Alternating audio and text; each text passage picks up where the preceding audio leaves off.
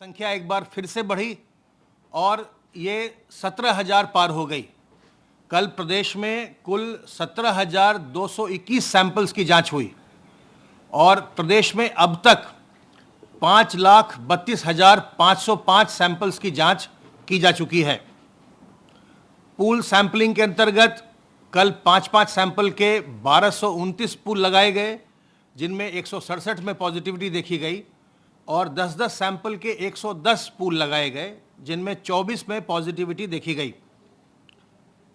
Aarogya Setu app में जिन लोगों को अलर्ट जनरेट हुआ है, उनमें से अब तक हम 86,889 लोगों को कॉल कर चुके हैं और उन्हें सावधान कर चुके हैं कि आप किसी न किसी संक्रमित व्यक्ति के नज़दीक आए हैं, इसलिए आप अपना ध्यान रखें।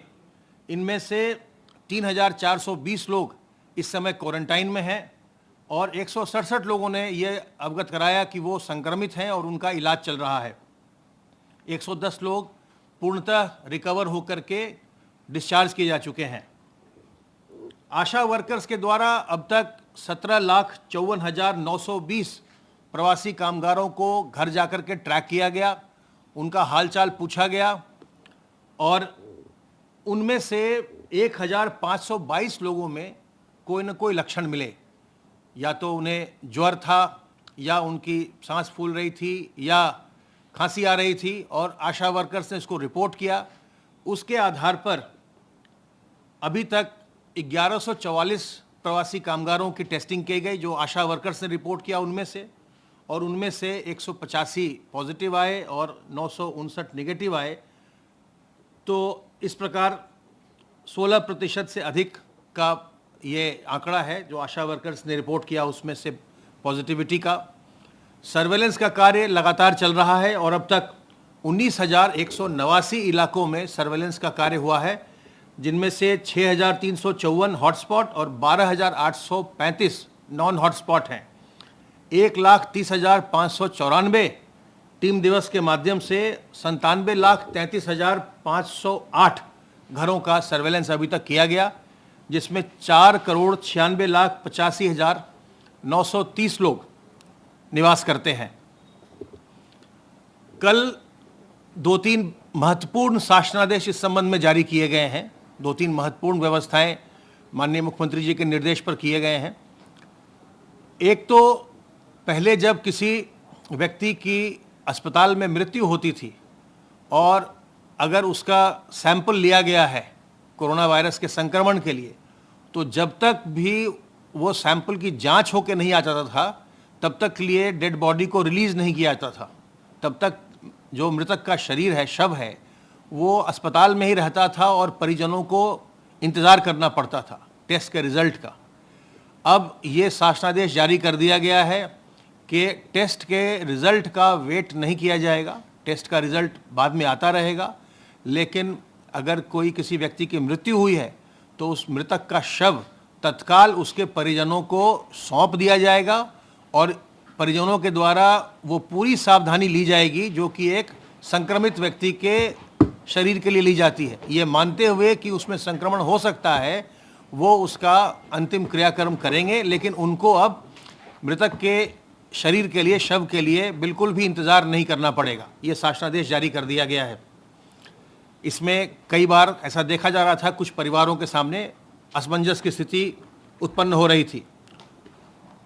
दूसरा आदेश ये किया गया है कि जो निजी लैब हैं, निजी प्रयोगशालाएं जो कोरोना वायरस के संक्रमण की जांच करती हैं, उनके द्वारा अभी तक लोगों से, जो लोग अस्पतालों से अपना भेज रहे थे, जो निजी व्यक्ति अपनी जांच करवा रहे हैं, उसमें उनसे 4,500 रुपये लिया जा रहा था। उसकी जांच का शुल्क 4,500 रुपये लिया जा रहा था। अब उसका मूल्य, उसका जो चार्ज है, उसको नियंत्रित कर दिया गया है। अगर कोई व्यक्ति सैंपल जाकर प्रयोगशाला में देता है तो उस पर उससे केवल 2,000 रुपये लिया जाएगा, और अगर प्रयोगशाला किसी व्यक्ति को भेज करके और उसके घर से उसके सैंपल को, नमूने को लेते हैं, तो उनके द्वारा अधिकतम 2,500 रुपया चार्ज किया जा सकेगा।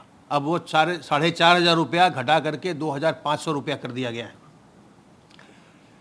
इसके अलावा एक और आदेश किया गया है, वो ये कि अब जो हमारे पीएचसी हैं और जो सीएचसीज हैं, प्राथमिक स्वास्थ्य केंद्र और सामुदायिक स्वास्थ्य केंद्र, उन पर अब ओपीडी की सुविधा प्रारंभ कर दी गई है और वहाँ पर अब ये निर्णय लिया गया है कि कोविड हेल्प डेस्क की वहाँ स्थापना की जाएगी।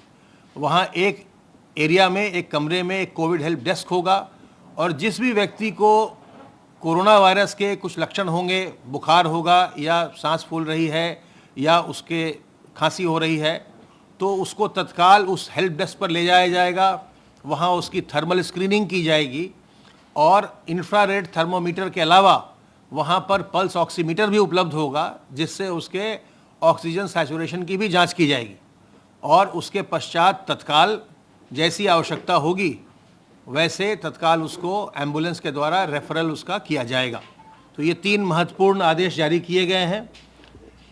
एक आपसे हमने ये बताया था कि हमने कुछ रैंडम सैम्पलिंग की थी और जो माइग्रेंट्स वाले गांव थे, 72 गांव का आपको हमने उसका आंकड़ा हमने आपको दिया था। हम लोगों ने अभी हाल में ही प्रदेश के 75 जिले में, सभी जिलों में हम लोगों ने जो अर्बन स्लम्स हैं उनके कुछ स्लम्स की रैंडम सैम्पलिंग की और उसमें जो नतीजा निकल के आया वो ये कि जो हमने रैंडम सैम्पलिंग किया, बड़े जिलों में हमने 10-10 स्लम्स लिए थे, बीच के जिलों में हमने 5-5 स्लम लिए थे, छोटे जिलों में हमने 2-2 अर्बन स्लम लिए थे। तो इस तरह से हमने ये देखा कि अर्बन स्लम्स में, जिसमें कि लोग बहुत ही घनी आबादी होती है और उसमें संक्रमण की संभावना बहुत ज़्यादा रहती है, उसमें भी हमारे सामने ये नतीजा आया है कि 75 में से 58 जनपदों के अर्बन स्लम्स में जो रैंडम सैम्पलिंग की गई उसमें कोई भी संक्रमण नहीं आया है।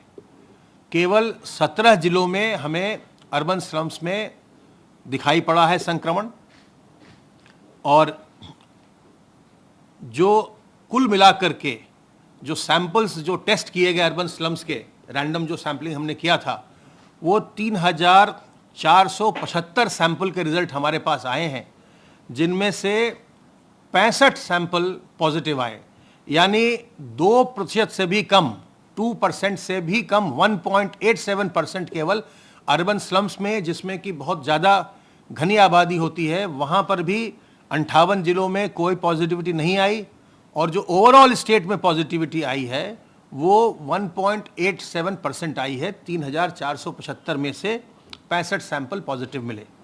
तो इससे एक हम आश्वस्त होते हैं कि जो हमारे 58 जिले हैं वहाँ अभी स्लम्स में संक्रमण नहीं है और जो 17 जिले हैं उनको हमने ये बताया है, उनको हमने ये सतर्क किया कि देखिए आपके इन स्लम्स में संक्रमण आया है और तत्काल वहाँ पर आईईसी का कार्य करें, कॉन्टैक्ट ट्रेसिंग का कार्य करें और संक्रमण को तत्काल रोकें, तत्काल उसको नियंत्रित करें।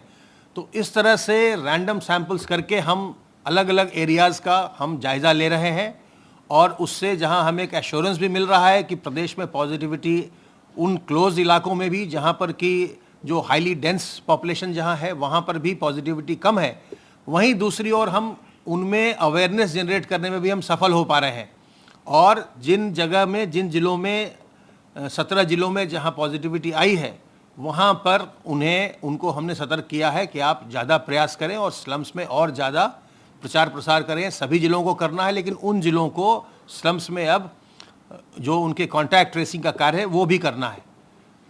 इस संक्रमण का जैसे अब हम बार बार चर्चा करते हैं कि कोई अभी न तो वैक्सीन है न इसकी कोई एक दवा कोई ऐसी बताई गई जिससे कि आप खा करके बिल्कुल स्वस्थ हो सकते हैं। इसलिए इसमें सतर्क रहकर, सावधान रहकर अपना बचाव करना ही सबसे अच्छा तरीका है।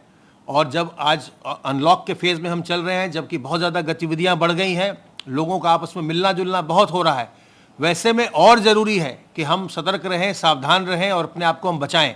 अनावश्यक हम घरों से न निकलें, अगर आवश्यकता जिसको नहीं हो वो न निकले। खास करके हमारे बुज़ुर्ग और जो लोग पहले से बीमार हैं, जो गर्भवती महिलाएं हैं, छोटे बच्चे हैं, इन्हें घर से बाहर निकलने से बचना चाहिए।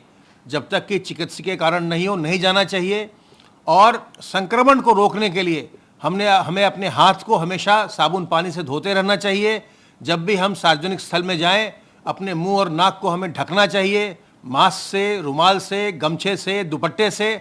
और कहीं भी हम जाएं तो किसी दूसरे व्यक्ति से हम 2 गज की दूरी मेंटेन करें। सोशल डिस्टेंसिंग बहुत ज़रूरी है, 2 गज की दूरी बचाव के लिए ज़रूरी।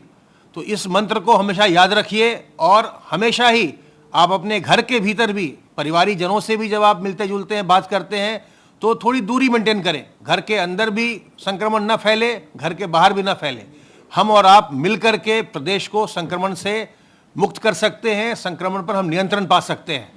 अब मैं अनुरोध करूंगा अपर मुख्य सचिव गृह से। माननीय मुख्यमंत्री जी ने कोविड नियंत्रण के संदर्भ में आज बैठक टीम 11 की ली। उस बैठक में सर्वप्रथम उन्होंने इस बात पर बल दिया कि जो भी सर्वाधिक संसाधन एम्बुलेंसेस के लिए हैं उनका उपयोग हो। डायल 108, डायल 102, नर्सिंग होम्स की एम्बुलेंसेस, गवर्नमेंट मेडिकल कॉलेजेस की एम्बुलेंसेस, इनकी पूरी व्यवस्था दुरुस्त चिकित्सा विभाग रखे। इन एम्बुलेंसेस के लिए जो भी प्रशासनिक व्यवस्था है उसको मजबूती से सुनिश्चित किया जाए और साथ ही साथ एम्बुलेंस के कर्मियों को भी सुरक्षित रखने के लिए पीपीई किट, मास्क, सैनिटाइज़र और अन्य जो भी सुरक्षा के उपकरण हैं वो व्यवस्था की जाए। मुख्यमंत्री जी ने आदेश दिया कि जहां भी प्रदेश में एम्बुलेंस की व्यवस्था है वो समय से पहुंचना चाहिए, समय के पहले पहुंचना चाहिए। ये ना हो कि किसी भी कारण से कोई भी मरीज, चाहे वो कोविड पेशेंट हो, चाहे नॉन कोविड पेशेंट हो या जो भी इमरजेंसी का मरीज हो, वो देर से अस्पताल में पहुंचे। मुख्यमंत्री जी ने आज पुनः, चूँकि एक मुद्दा टेस्टिंग का है, आज पुनः मुख्यमंत्री जी ने टेस्टिंग के बारे में डिटेल समीक्षा की है।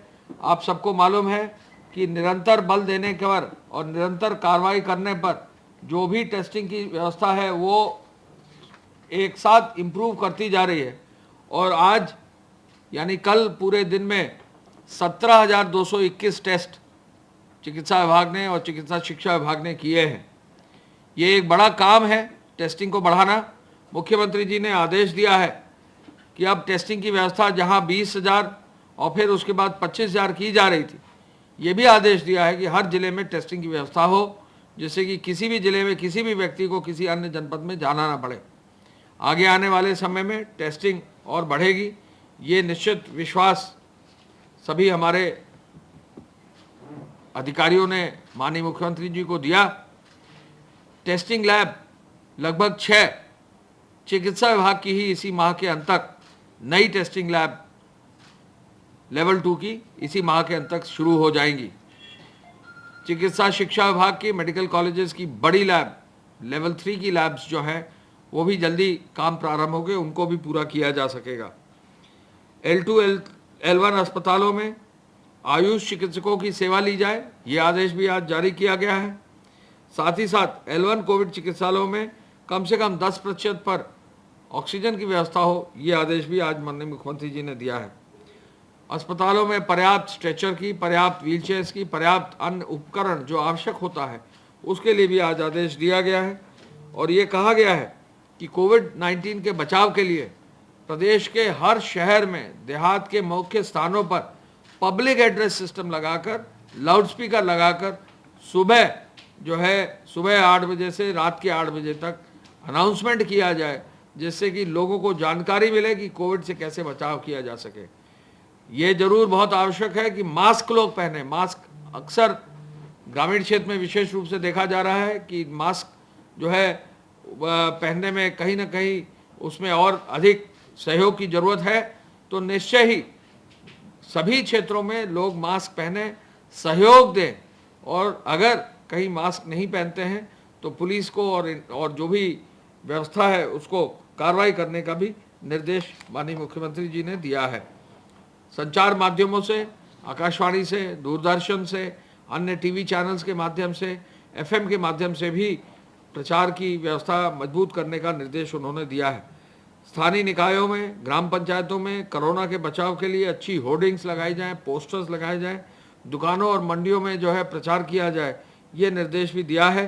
कोविड हेल्प डेस्क बनाने का प्रत्येक अस्पताल पर CHC, PHC, जिला अस्पताल और साथ ही साथ जहां भी प्रमुख स्थान है कोविड हेल्प डेस्क सुबह 8 बजे से रात 8 बजे तक स्थापित करने का भी निर्देश दिया है, जहां पर एक इंफ्रारेड थर्मामीटर भी हो, वहां पर पल्स ऑक्सीमीटर भी हो, सैनिटाइजर भी हो, जिससे कि प्रारंभिक रूप से कोविड के बारे में जांच पड़ताल की जा सके।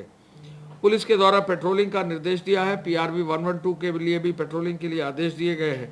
और साथ ही साथ माननीय मुख्यमंत्री जी ने कहा है कि पुलिस पूरे समय जो है पेट्रोलिंग जब करे तो ये इंश्योर करे कि फिर दोबारा जो है जिन क्षेत्रों में पेट्रोलिंग हो रही है वहाँ गलती ना हो। मुख्यमंत्री जी ने निवेश में प्रतिस्पर्धा लाने के लिए जो भी नियम कानून है उनको और सरल करने का निर्देश दिया है। नियमों को सरल करने के लिए जो भी निवेश आकर्षित करने के लिए कार्य है उसके लिए उन्होंने बहुत सख्ती से जो है उद्योग और उद्योग विभाग के सभी अधिकारियों को कहा है कि नीचे तक ये मैसेज चला जाए कि हर उद्योगपति के लिए हर संभव जो नियम है शासन की उसके अनुरूप कार्रवाई की जाएगी। श्रमिकों और कामगारों के लिए रोजगार सुलभ कराने के लिए IADC के द्वारा जो है कार्रवाई की जा रही है। इच्छुक लोगों को बैंकों के माध्यम से पूरा मदद मिल रही है। MSME, ग्राम विकास, पंचायती राज, कृषि एवं सिंचाई में असीम संभावनाएं हैं। उन्होंने एक मुख्यमंत्री जी ने एक एग्जाम्पल लिया जहां बांदा में एक नदी है जिसको जो है वहां के श्रमिकों और कामगारों ने जुटकर पूरी नदी जो पट गई थी उसको पूरा खोद कर उस पूरे नदी को पुनर्जीवित करने की जो है एक बृहद कार्य किया है, सराहनीय कार्य किया है। इस पर भी माननीय मुख्यमंत्री जी ने जिक्र किया। रोजगार मिले, लोग एक दूसरे का सहयोग करें, कम्युनिटी पार्टिसिपेशन हो, बड़े प्रोजेक्ट्स ले, ये भी एक बहुत अच्छी बात है। हम आपको ये भी बता दें कि कंटेनमेंट जोन में डोर स्टेप डिलीवरी पर भी विशेष रूप से ध्यान देने के लिए मुख्यमंत्री जी ने कहा है और साथ ही साथ कहा है कि शहरी क्षेत्रों में साफ सफाई, नालाओं और सिल्ट सफाई बरसात से पहले उसको भी कर लिया जाए, ये कार्य भी सुनिश्चित किया जाए। गन्ना किसानों पर विशेष रूप से आज बहुत ही बृहद रूप से एक कार्य योजना, एक कार्य माननीय मुख्यमंत्री जी ने सुनिश्चित कराया है। 418 करोड़ से अधिक धनराशि आज एक साथ देते हुए 1 लाख करोड़ गन्ना किसानों का जो है भुगतान गन्ने के पेमेंट का आज पूरा हुआ है। ये कार्य जून माह में ही पूरा हो गया है। जहां एक और गन्ने का पेमेंट अगले सत्र तक लंबित रहा करता था, यहाँ सत्र की समाप्ति के साथ ही जो है काफ़ी बड़ी मात्रा में धनराशि जो है गन्ना किसानों को मिल गई है। इस पर उन्होंने संतोष भी व्यक्त किया। इस पर आज उन्होंने मुजफ्फरनगर, अमरोहा, बाकी अन्य जनपदों के, मेरठ, बाकी जनपदों के भी किसानों से बात की और सभी किसानों ने एक स्वर से प्रदेश सरकार की, गन्ना विभाग की, चीनी मिलों की और पूरी व्यवस्था की उन्होंने तारीफ की। एक किसान ने यह भी कहा कि पहले जो है पर्ची, गन्ने की पर्ची मिलती थी, किसी के कुर्ते में रह जाती थी, धुल जाती थी, गायब हो जाती थी, परेशान होता था किसान। आजकल पर्ची के माध्यम से मोबाइल पर ही उसे सूचना मिल जाती है, जिसके माध्यम से जो मैसेज मोबाइल पर आ जाता है उसी के माध्यम से वो अपना गन्ना डालते हैं। और पर्चियों का सिस्टम जो पर्ची है ये बहुत ही फायदेमंद हुआ है। पहली बार किसानों ने कहा कि जो है गन्ना के विभाग से कोरोना काल होते हुए कहीं दिक्कत किसी को भी नहीं आई है। माननीय मुख्यमंत्री जी ने इस बात को अप्रिशिएट भी किया। माननीय गन्ना मंत्री जी, गन्ना विभाग के सभी अधिकारी, सबको बधाई भी दी। गन्ना किसानों को भी बधाई दी कि सबका सहयोग मिला। अब सभी मिले 119 में से मात्र एक मिल छोड़कर सभी मिलों ने अपना काम पूरा किया। इस बार ये भी सुनिश्चित किया गया कि जहाँ भी जिस भी रूप में जो है गन्ना बचा था खेतों में, वहाँ अलग से जो है गन्ना विभाग ने जाकर एक राउंड और फिर दूसरी राउंड में भी अतिरिक्त पर्चियां दी, जिससे कि किसी भी किसान का गन्ना न बचने पाए। माननीय मुख्यमंत्री जी ने इस बात पर बल दिया है कि किसी भी सूरत में लॉकडाउन के बाद अनलॉक की व्यवस्था में लोग अनुशासन में रहे। ऐसे में FIR जो है धारा 188 के अंतर्गत अब 69,000 दर्ज कर दी गई हैं। 1,85,319 लोगों को नामजद किया गया है। 56,000 वाहन अब सीज भी कर दिए गए हैं और एक दिन में 1 करोड़ लगभग 31 करोड़ रुपए की धनराशि भी जो है चालान के रूप में जमा की गई है। जमाखोरों के खिलाफ 705 एफआईआर दर्ज कर दी गई हैं और सूचना विभाग ने भी काफ़ी संख्या में मामले फेक न्यूज़ के टेकअप किए हैं। 1505 मामले संज्ञान में लाकर कार्रवाई भी की गई है। कल 19 जून को 9 मामले संज्ञान में लिए गए हैं। हॉटस्पॉट पर विशेष ध्यान देने की आवश्यकता पड़ेगी। 2545 हॉटस्पॉट्स में जो है 805 थाने पड़ते हैं, 9.5 लाख मकान हैं, 57 लाख लोग हैं। इस पर विशेष बल आज मुख्यमंत्री जी ने कहा है कि जिला प्रशासन और पुलिस और जो भी वहाँ पे चिकित्सा और स्वास्थ्य विभाग के अधिकारी हैं, इसको और मजबूती से कंप्लायंस सुनिश्चित करें। ये भी सुनिश्चित करने के लिए कहा है कि यहाँ पर होम डिलीवरी और यहाँ पर जो सप्लाई है उसकी एक अच्छी व्यवस्था हो। गेहूं क्रय में अब रिकॉर्ड 412 लाख क्विंटल गेहूं का क्रय हो गया है और एमएसपी के अंतर्गत भी 324 लाख क्विंटल गेहूं का किया जा सका है। ये एक बृहद कार्य है गेहूं क्रय का। इस कार्य को बहुत आगे तेजी से बढ़ाया जा रहा है। अब तक 1653 ट्रेन जो है प्रदेश में आ चुकी हैं और विभिन्न प्रदेशों से, और भट्ठा श्रमिकों के लिए अब तक 45 ट्रेन जो है जा भी चुकी हैं और 16 ट्रेन छत्तीसगढ़, बिहार के लिए 23, उड़ीसा के लिए 4 और झारखंड के लिए 2, कुल 45 ट्रेनें जा चुकी हैं, जिसमें 78,341 भट्ठा श्रमिक जो अन्य प्रदेशों के हमारे यहाँ काम कर रहे थे और जो कोविड के दौरान भी जो है लॉकडाउन के दौरान भी भट्ठे चलने के लिए माननीय मुख्यमंत्री जी ने परमिशन दी थी, उन भट्ठा श्रमिकों को सकुशल सुरक्षित रूप से सम्मान के साथ अन्य प्रदेशों में अब भेजा जा रहा है और 78,000 लोगों को अब तक घर भेजा जा चुका है। आगे भी जहां भी हमारे भट्ठा संघ ने, हमारे प्रदेश के जो है ईंट भट्ठा मालिकों ने बहुत ही सकारात्मक जो है उन्होंने अपना सहयोग दिया है। उन्होंने प्रदेश स्तर के जो उनके महामंत्री हैं उन्होंने बहुत अच्छा सहयोग दिया है, सभी पदाधिकारियों ने सहयोग दिया है और बहुत ही पॉजिटिव वे में भट्ठा श्रमिकों को उनको घर भेजा जा रहा है और जिला प्रशासन भी इसमें अपना सहयोग दे रहा है। मैं ये भी बताना चाहूँगा कि यहाँ कहीं प्रदेश में कोई भी व्यक्ति किसी भी प्रदेश का अगर बच गया होगा तो अपने जिला प्रशासन से जरूर संपर्क करेगा, जन सुनवाई पोर्टल पर अपना नाम जरूर दर्ज कराएगा, जिससे कि उनको बहुत ही आराम से बिना किसी खर्च के निःशुल्क अपने प्रदेश भेजा जा सकेगा। धन्यवाद। जय हिंद। कोविड हेल्प डेस्क सुबह 8 बजे से रात 8 बजे तक का काम करेगी।